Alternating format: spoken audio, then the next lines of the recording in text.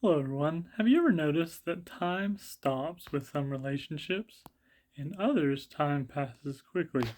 So, if you're apart from whoever it may be and then you get back together, sometimes you don't know the person at all, basically, and it feels like it's been years when maybe it hasn't.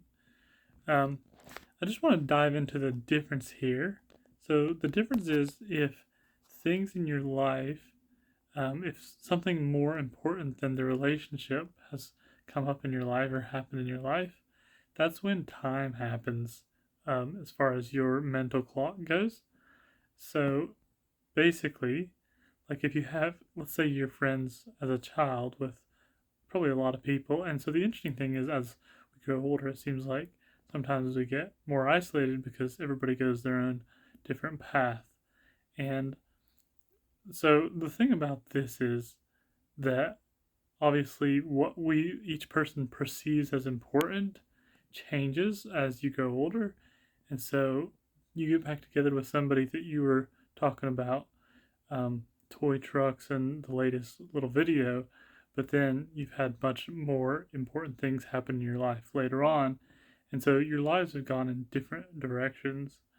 So the interesting thing I wanted to go into here is that um, talk about those other people where you get back together and you're right back at the set where you left off, and that is when you have a relationship where the level of importance in of the substance of your relationship, how you're whatever you are together about, is truly important in the sense of it is as important or more important than anything that happens in between times. So you go about your day to day life, and then you get back together, and you're back at the stage of the depth of your relationship that you were before.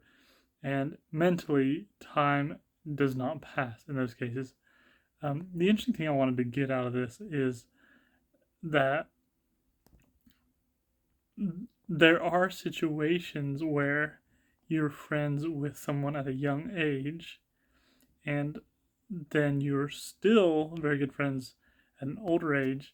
And in those cases, basically, you go through a process of whatever you want to call it, but upgrading the relationship or updating the relationship, maybe.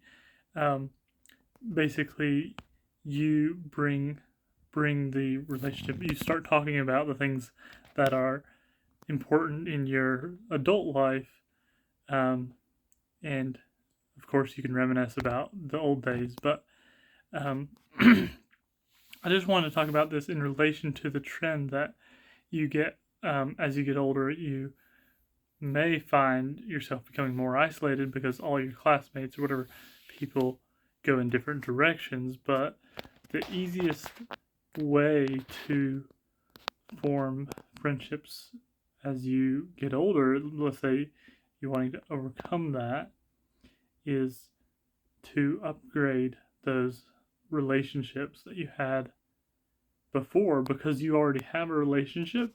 You just have to bring it up to speed with what is important in your life. So this comes to a thing called shared trajectory. So everybody is moving through life in some way, and um, the so the way to look at it is um, you may be going in very different directions than people you were friends with at a young age, but you can usually find things that overlap.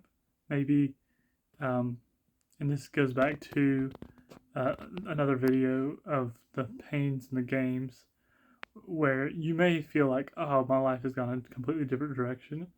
But when you go through all the different pains and games in your life, and then you think about, or you may or may not know what those are for the other person, but you may find an obscure one um, that you can link onto and bring the relationship up to date or find a way that your lives still are going in the same direction.